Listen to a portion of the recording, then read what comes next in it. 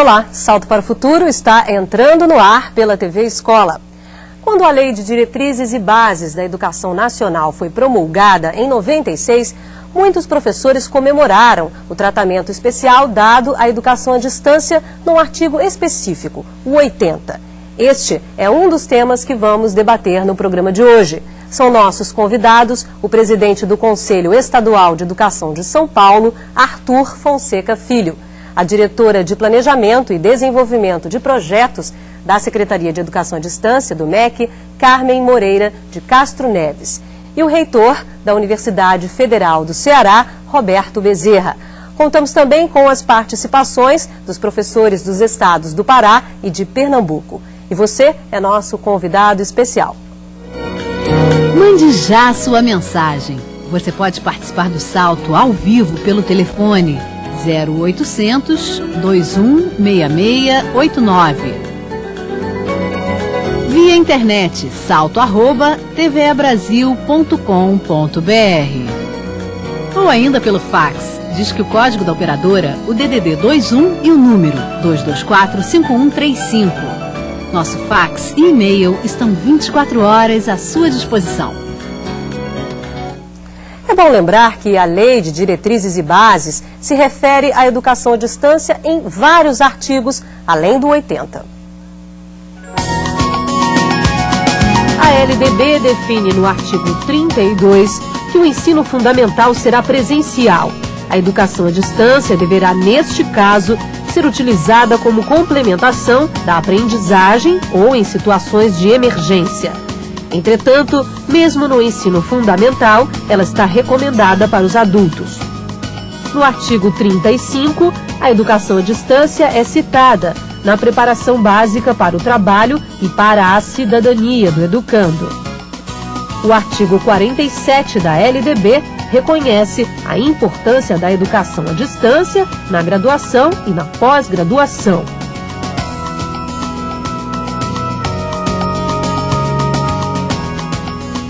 Ok. Vamos tentar destrinchar um pouco o que são todos esses artigos. Eu gostaria de começar com a professora Carmen. Lá no artigo 32 diz que em situações emergenciais é possível usar a educação à distância no ensino fundamental. Quais são essas situações emergenciais? Bem, isso ainda não foi disciplinado pelos conselhos estaduais de educação. Mas a lei foi sábia quando disse que as crianças devem estudar de uma forma presencial. É importante isso porque há todo um processo de desenvolvimento psicossocial que deve ser respeitado. As situações emergenciais seriam quando uma criança está doente, por exemplo, está hospitalizada, ou está viajando com os pais. No Japão, há muitos alunos que acompanham, inclusive a TV Escola, e fazem cursos de ensino fundamental à distância. Então, essas seriam situações emergenciais, por exemplo. Agora, professor Arthur, o senhor é presidente de um conselho estadual de educação. E como essa educação à distância seria no caso do ensino médio, por exemplo? Ela não seria, ela está sendo. Em verdade, até alguns estados, como o próprio estado de São Paulo, antes mesmo da LDB, ensaiava alguns passos autorizando instituições, autorizando projetos ditos de educação à distância. Eu enfatizei esses ditos porque nem sempre, efetivamente, esses projetos eram efetivamente educação à distância. Eram mais projetos não presenciais, com propostas que eram mais adequadas a ensino presencial, sem que se exigisse a presença, do que efetivamente projetos de educação à distância. Mas realmente, em verdade, no Estado de São Paulo, porque a partir do decreto que delegou competência aos sistemas de ensino de disciplinarem essa educação à distância quanto à certificação relativamente à educação básica, ensino fundamental e médio e educação profissional de nível técnico. Os estados têm modelos diferentes. No caso do Estado de São Paulo, é aquilo que nós acreditamos, é a de não disciplinar muito, não fazer as regras, nem mesmo para emergência. Quer dizer, em verdade, é a instituição que deve apresentar um projeto e apresentar sua proposta pedagógica, e a partir da análise desta proposta, este projeto é ou não credenciado e os cursos são ou não autorizados.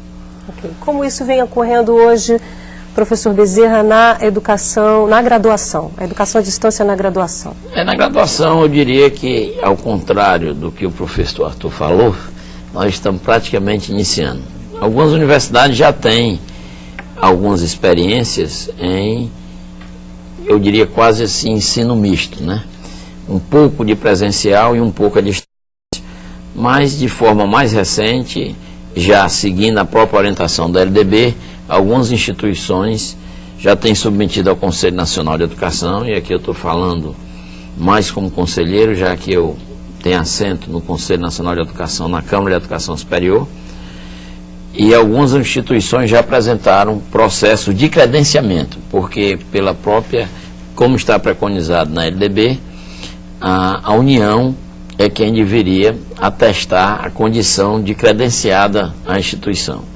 E algumas instituições já têm essa situação definida, que é o caso da universidade que eu dirijo, a Universidade do Pará, recentemente a Universidade Federal do Paraná e também a Universidade Estadual de Santa Catarina, que teve o seu projeto de educação à distância voltado para a área de pedagogia,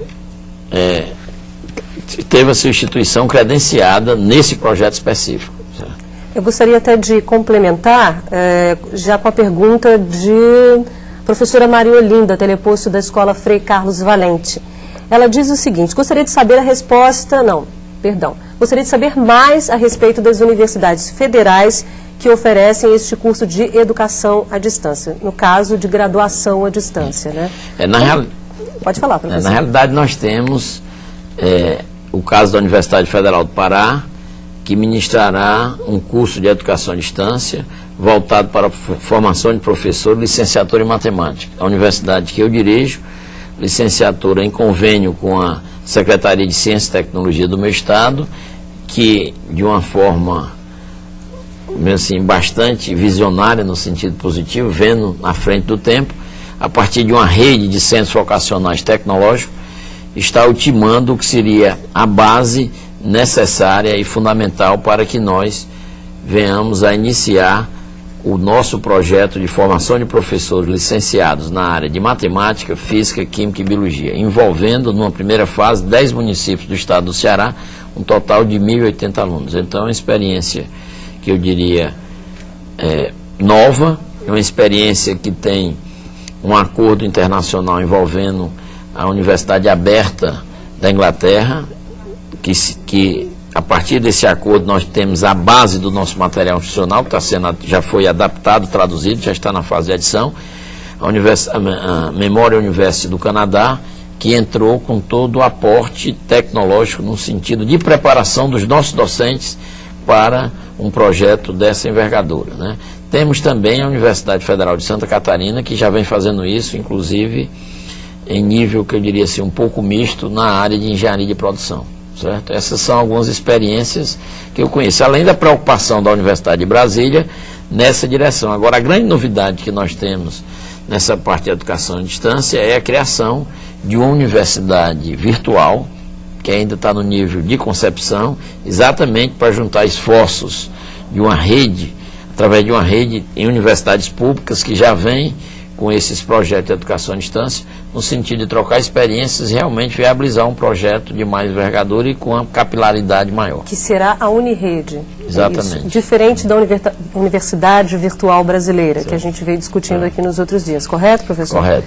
Ok, nós já temos perguntas por fax, não é, Mônica? Obrigada. Professor Ismar Inácio, de Teotônio Vilela, Alagoas. Temos uma LDB que aborda e muito a educação à distância. Não sou contra, mas como fica a população que não tem acesso à escola nem às novas tecnologias? Um bom exemplo mostrado em Central do Brasil é o de Dora como escrevedora. Professora Carmen. É interessante sua pergunta. Uma das grandes tendências da educação à distância hoje é justamente não centrar a educação numa tecnologia só.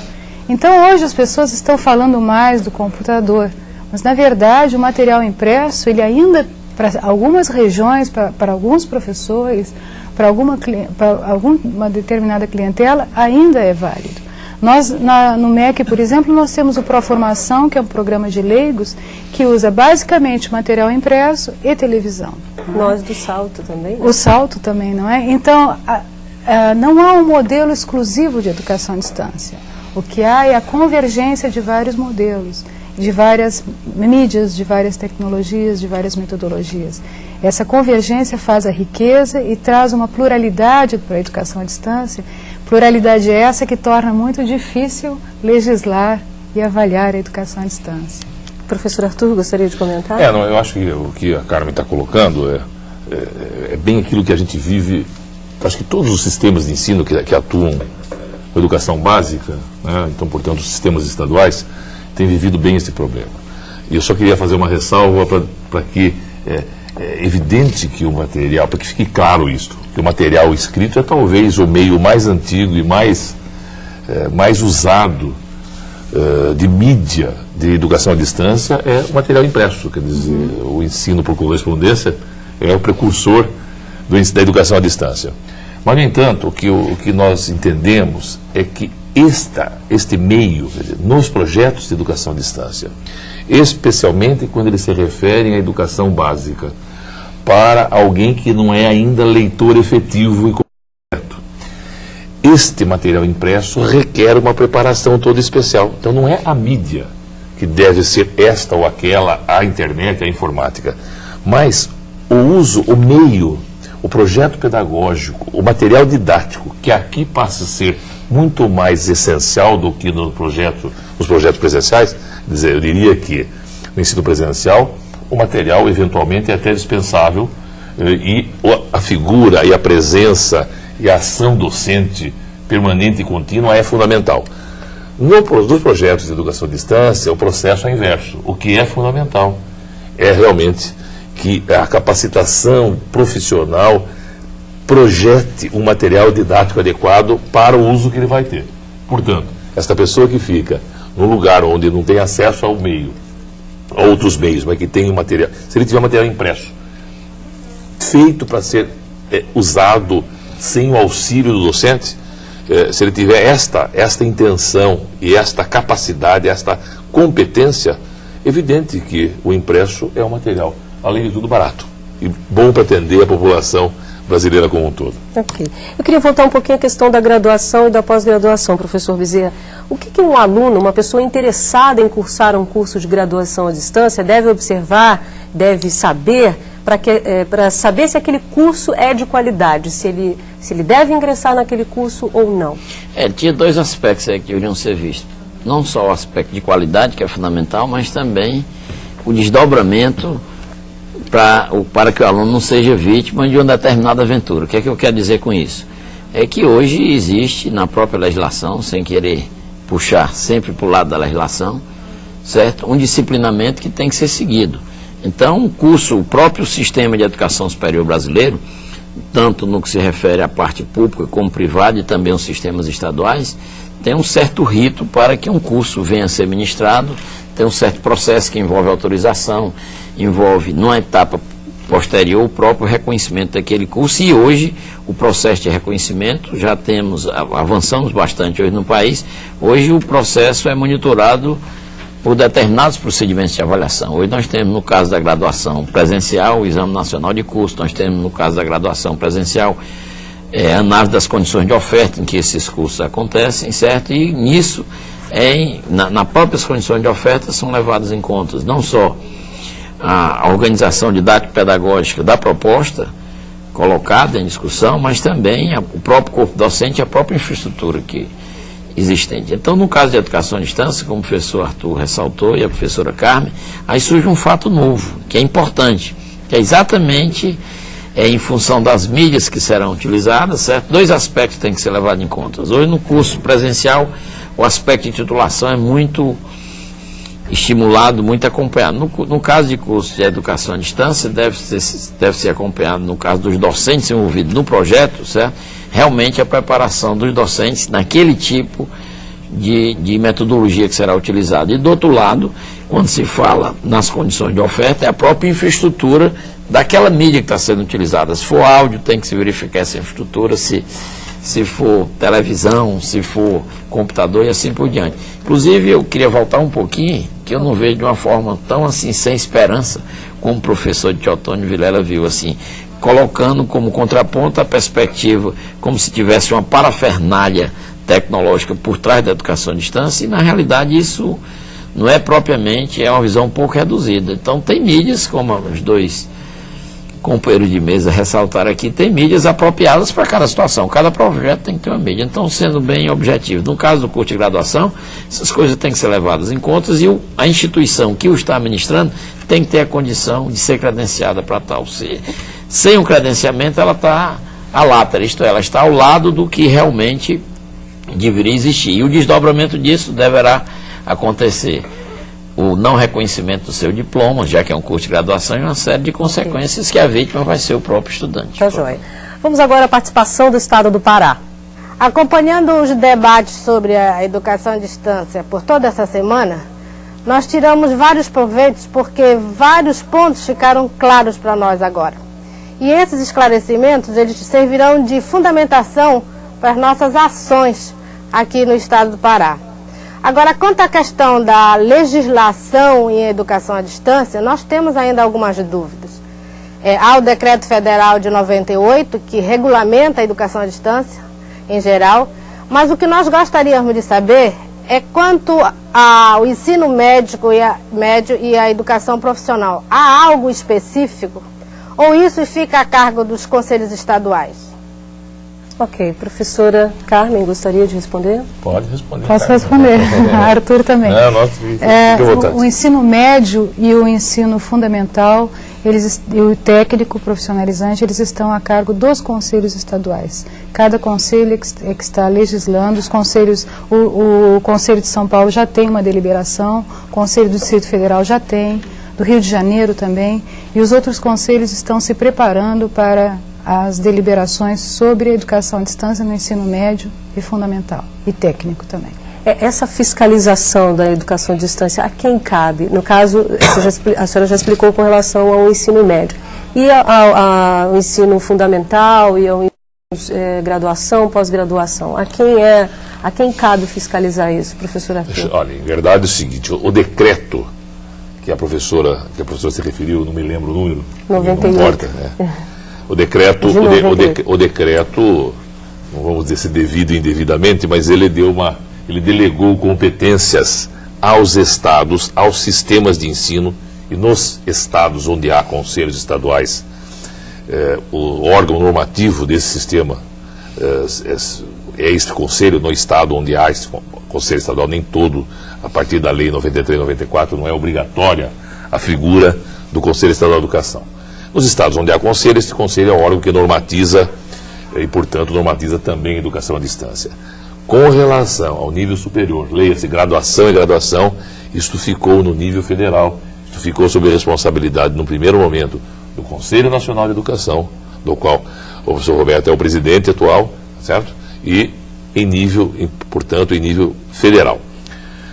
No caso, então, dos estados, os estados têm as suas posições mais ou menos parecidas. Respondendo à professora ainda, o que nos parece mais adequado, nos casos do projeto de educação à distância, que não haja muito mais norma do que o decreto. O decreto já normatiza o suficiente para os conselhos fazer. O que precisa é montar um aparato em cada sistema para analisar os projetos, se são projetos adequados ou não. E um projeto adequado precisa ter uma proposta pedagógica adequada, precisa ter um pessoal capacitado, tanto quanto no ensino superior, um pessoal capacitado para implementar aquele projeto. Precisa haver um material didático adequado ao projeto e precisa ter um sistema de avaliação confiável. Minimamente, esses 4 pontos têm que ser analisados no projeto. Com a nossa experiência em São Paulo, eu ousaria dizer que muito menos do que regras para apresentar burocraticamente isto ou aquilo documento, à semelhança do que erroneamente vem acontecendo no ensino presencial, vamos começar certo desta vez e vamos fazer uma efetiva análise do projeto para que a gente credencie quem tem mérito para desenvolver, ao invés de autorizarmos sem critério para depois correr atrás para enxugar a poça. Tá certo. Nós temos agora a participação da professora Tânia, aqui do Rio de Janeiro.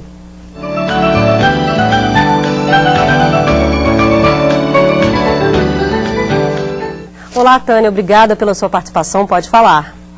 Obrigada a vocês de estarem proporcionando esse programa que está sendo muito útil para nós e principalmente as formandas do terceiro ano do Instituto de Educação Governador Roberto Silveira.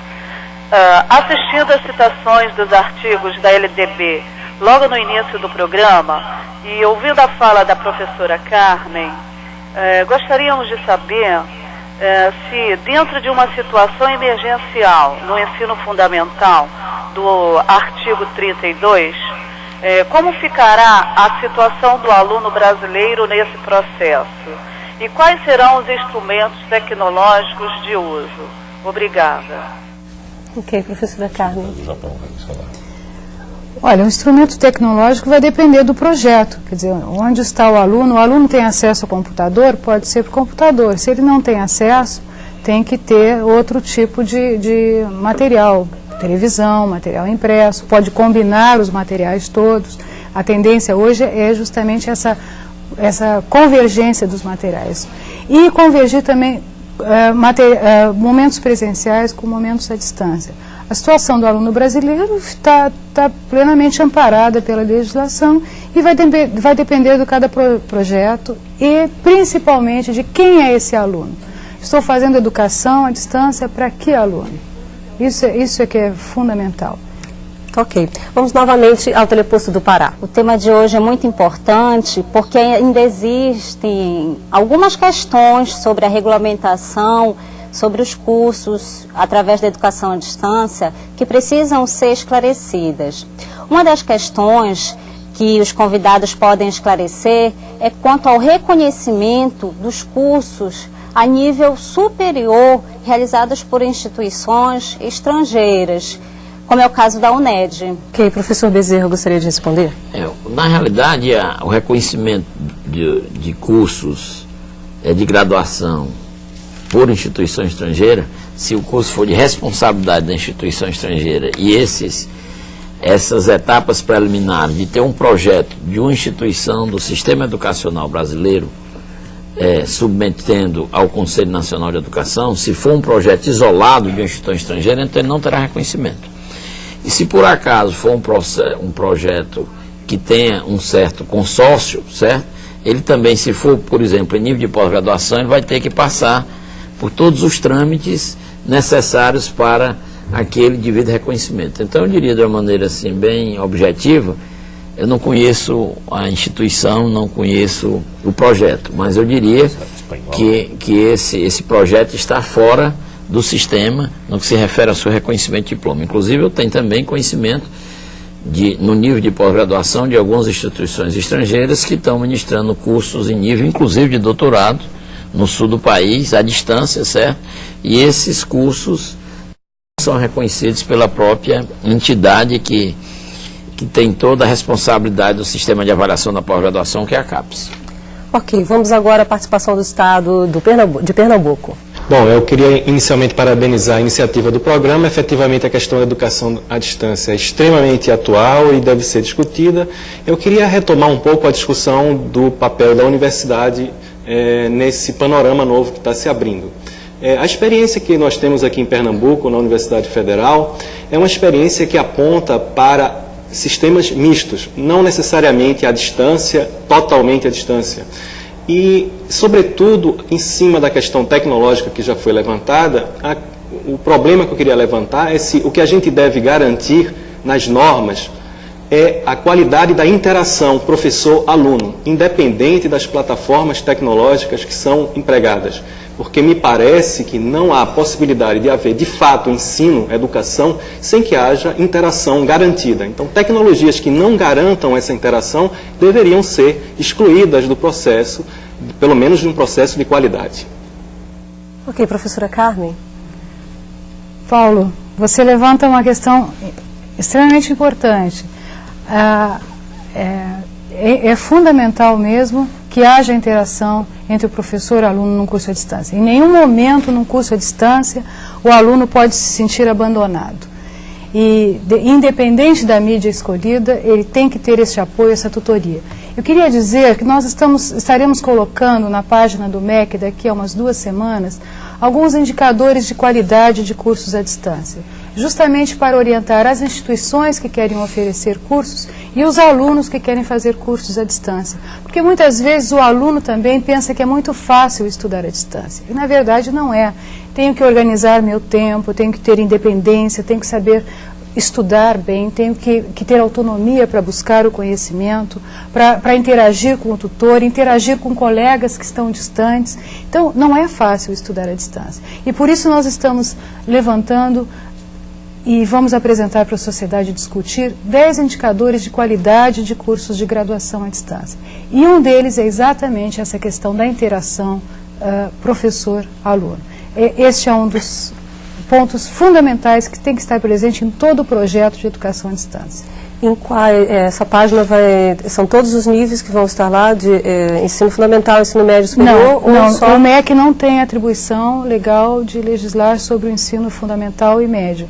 Os indicadores estarão lá para cursos de graduação à distância. E pós-graduação também, não? A pós-graduação está sendo discutida com a CAPES. Ok.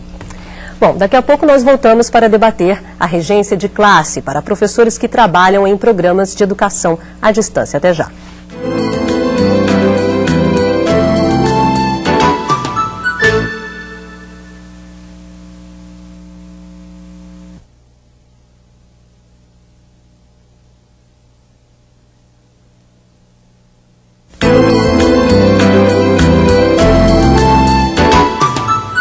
Abrir este bloco com uma pergunta.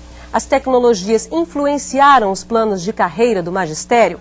Como fica a situação de um professor de um curso de educação à distância? Ele tem direito à regência de classe? O conceito de regência de classe se estende aos professores que trabalham com tecnologias interativas. A regência é garantida aos educadores que desenvolvem projetos em laboratórios, atendendo a alunos ou a outros professores.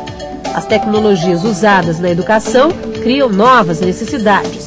Por exemplo, como serão avaliadas e certificadas as competências de professores e alunos em programas realizados à distância.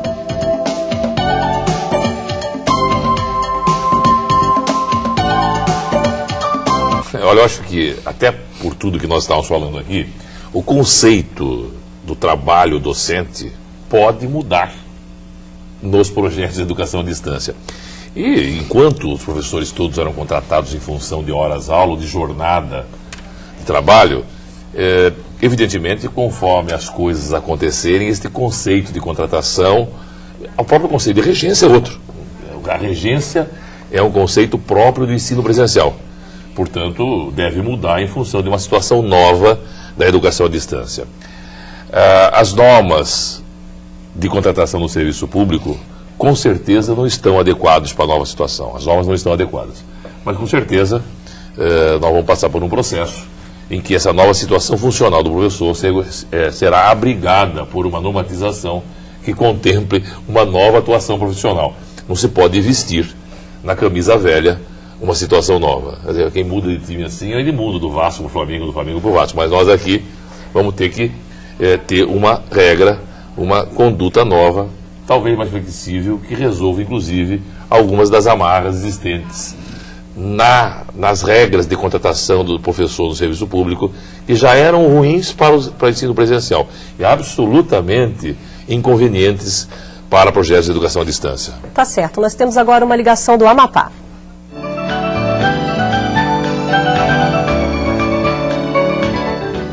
Olá, quem está na linha?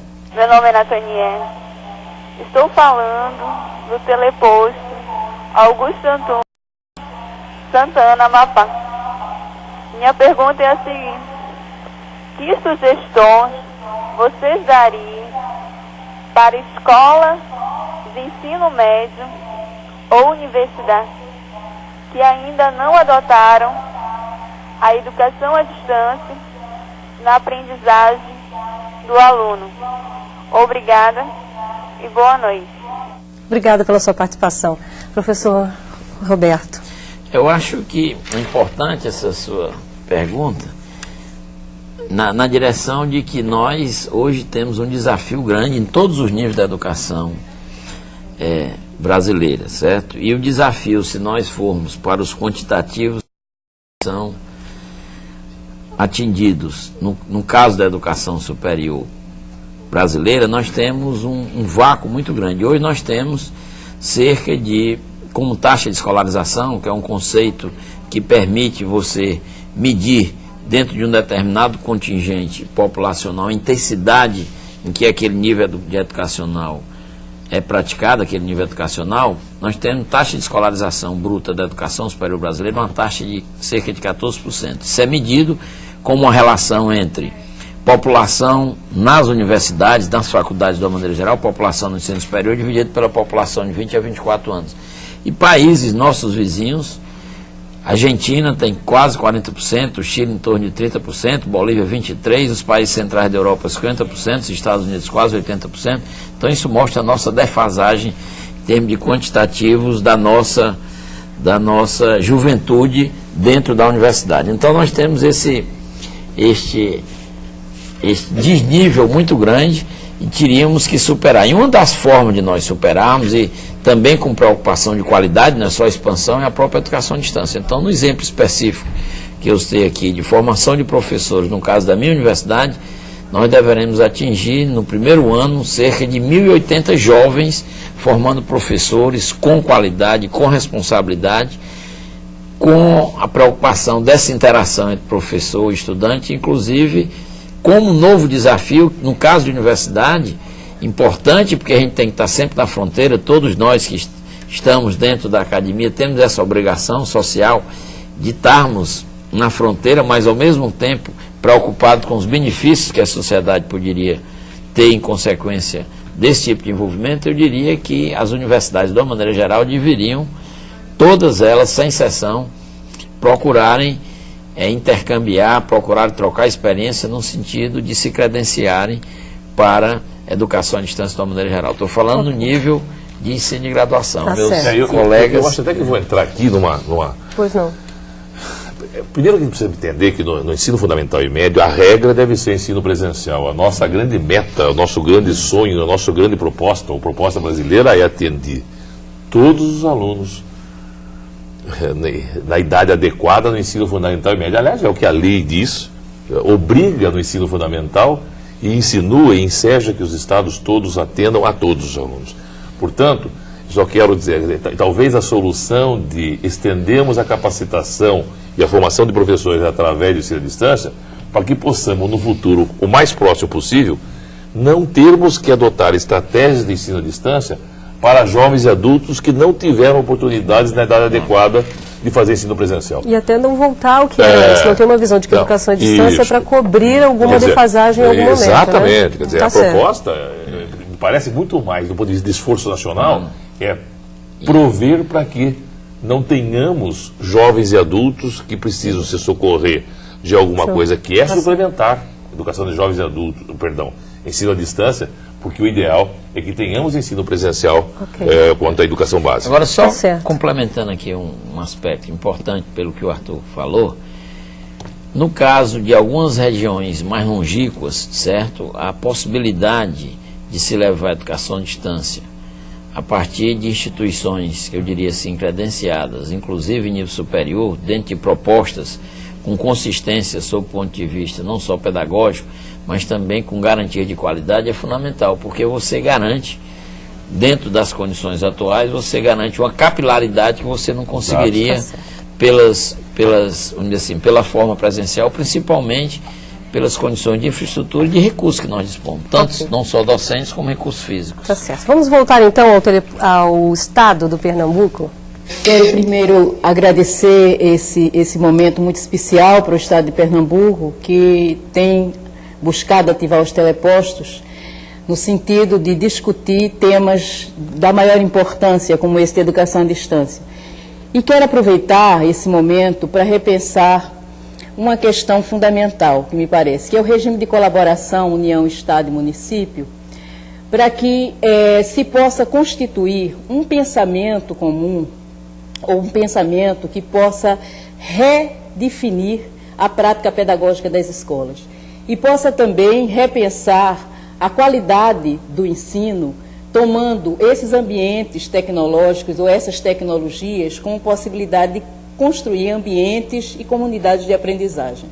Eu sei que isso é muito difícil, porque isso implica numa mudança de cultura da escola, mas eu gostaria muito que a gente pudesse refletir juntos como esse regime de colaboração poderá nos ajudar a realizar a pedagógica da escola, tendo a educação à distância como uma possibilidade de um novo modelo para repensar até a prática convencional que nós vemos fazendo nas escolas públicas.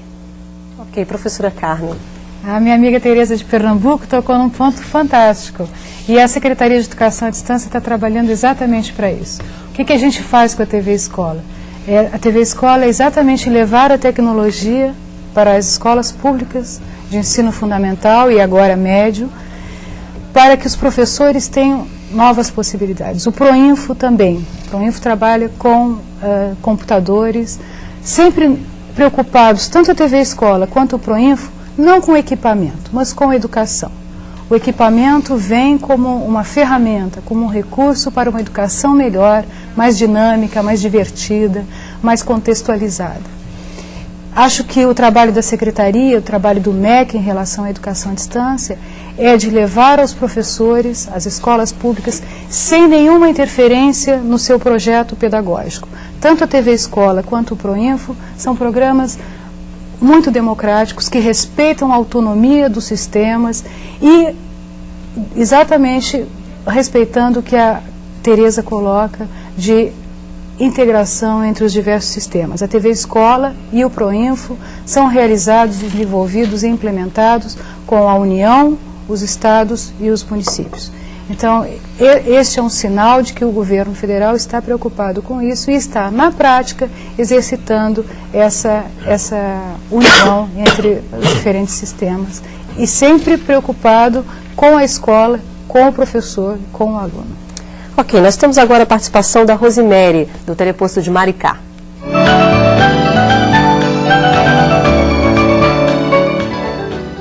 Oi, Rosemary, obrigada por participar mais uma vez aqui do Salto. Pode falar. A LDB prevê a formação através de cursos ministrados à distância. Mas percebemos que há um certo preconceito, ou receio talvez, com relação ao profissional preparado através desses cursos, valorizando o que obteve formação em curso presencial. O mercado de trabalho está preparado ou atualizado para valorizar profissionais formados à distância? Obrigada. Ok, Rosemary, muito obrigada. Professor Bezerra, ontem no programa nós discutimos um pouco essa questão. O mercado de trabalho vê com bons olhos, como disse a Rosemary, o profissional formado à distância? Ora, eu não teria assim uma resposta muito direta, objetiva, no sentido de avaliar como o mercado de trabalho vê o profissional formado na condição de educação à distância. Agora, eu entendo o seguinte: a forma do mercado ver esse profissional vem em consequência da própria prática e do próprio tipo de reconhecimento e da própria qualidade e habilitação habilidades que esse profissional venha demonstrar numa situação real. Então, eu não diria que existe propriamente uma visão assim preconceituosa. Primeiro, existe uma certa desinformação no mercado sobre formas alternativas de apropriação de conhecimento através de educação à distância. E, ao mesmo tempo, não existe ainda de maneira clara, e eu fiquei muito feliz aqui com as informações passadas pela professora Carmen, com esse tipo de preocupação de indicadores voltados para aspectos de avaliação de qualidade, porque um dos desafios que nós temos pela frente é exatamente essa vertente de avaliação. Então o mercado teria que ter do lado dele alguma garantia, não de certificação, mas muito mais de avaliação. Se nós atingirmos essa condição de amadurecimento, que é um problema mundial hoje, não é um problema de Brasil não, devido à contextualização e à contemporaneidade de uma série de tecnologias que vêm sendo adotadas. Se o mercado tivesse uma garantia no que se refere à avaliação, então tenho certeza que não haveria um preconceito com relação à origem do profissional. Tá certo. Eu sei que a professora Carmen quer comentar, mas a gente vai para o intervalo, daqui a pouquinho a senhora fala, tá ok? Salto para o Futuro volta daqui a pouco fazendo um resumo sobre a educação à distância e a Lei de Diretrizes e Bases. Até já.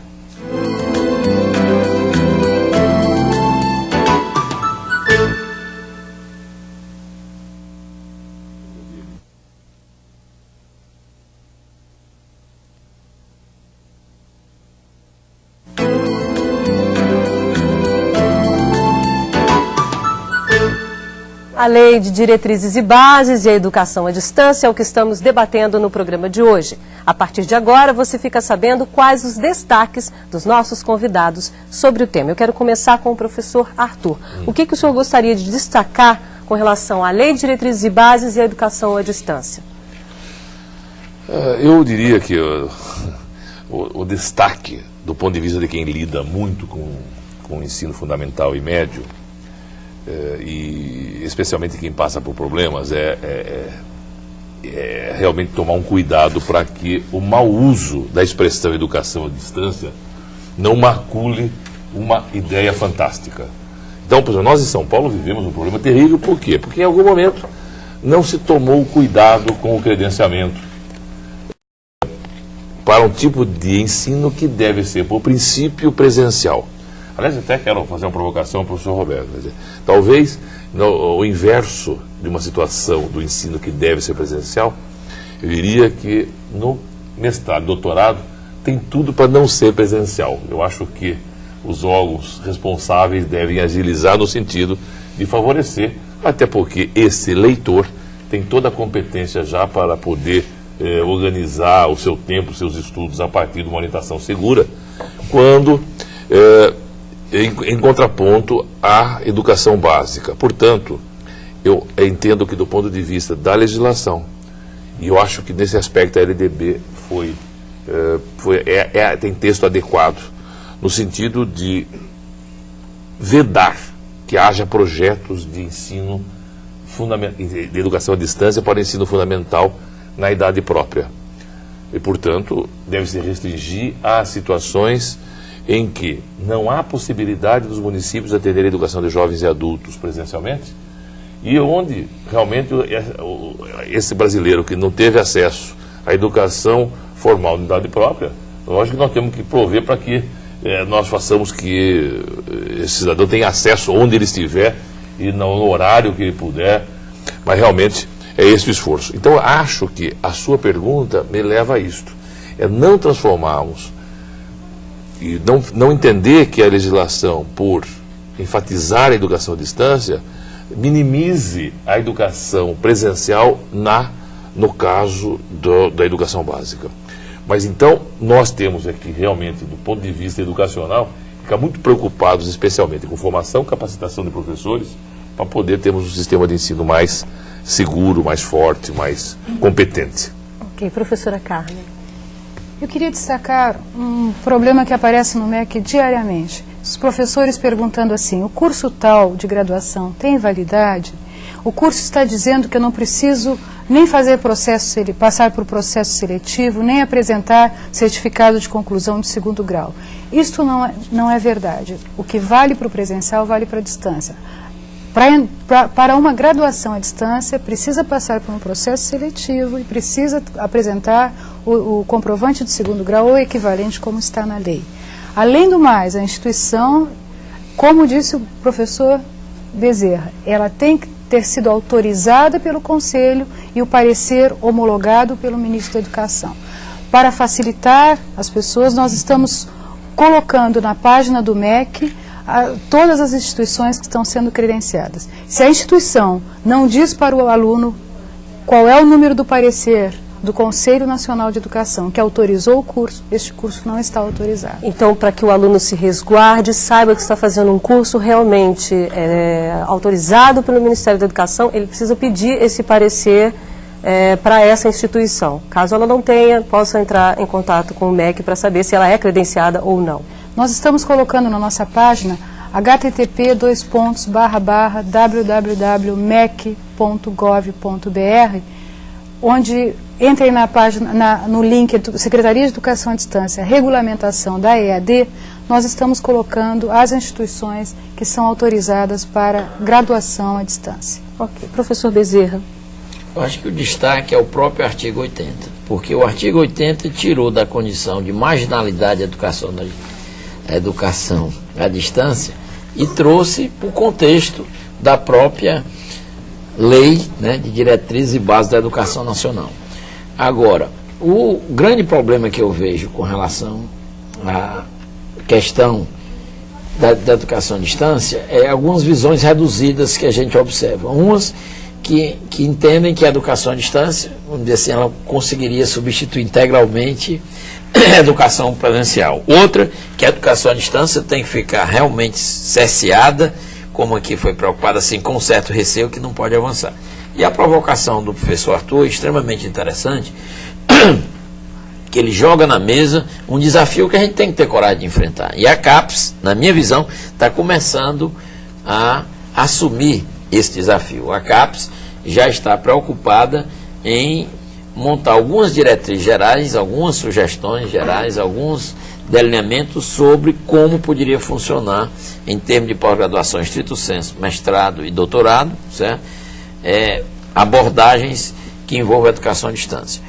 Agora, quando o professor fala por que é que nós não deveríamos mestrado, doutorado, então de cara eu diria o seguinte: em algumas áreas de conhecimento poderia ser até viável, em outras áreas de conhecimento a educação à distância ela fica como forma exclusiva, fica impedida por questões da própria, vamos dizer assim, apropriação do conhecimento naquela área. Por exemplo, se é uma área experimental, fica um pouco complicado um projeto só de educação à distância, certo? Poderia ser distribuída, porque exatamente, às vezes ele atua num local onde tem recurso, mas não a orientação. Então, a forma mista, eu acho que é uma forma que vai permitir um avanço muito grande. Eu tenho a impressão que é isso que está passando na concepção da CAPES. Agora, sem nunca perder a seguinte dimensão: a CAPES sempre é muito citada, sempre é reconhecida como instância do sistema educacional brasileiro, no caso específico, responsável pela parte de pós-graduação, que sempre considerou a avaliação como uma coisa muito forte, certo? Então a avaliação sempre foi um ponto forte na CAPES. E acredito que isso venha também a ser incorporado no caso de mestrado e doutorado. E eu diria o seguinte, que eu considero a função do comentário do professor de Pernambuco preocupado com a qualidade, também concordo com ele, como a professora Carmen aqui também destacou bastante, mas eu acho que o desafio que nós temos que começar a trilhar está muito na forma de avaliar esse procedimento. Então primeiro nós temos problema até de apropriação de alguns dados básicos no que se refere ao próprio exercício da docência, como foi falado aqui pelo professor Arthur. Eu acho que o grande desafio que nós todos temos que enfrentar, e é um desafio que não é só local, não é só brasileiro, certo?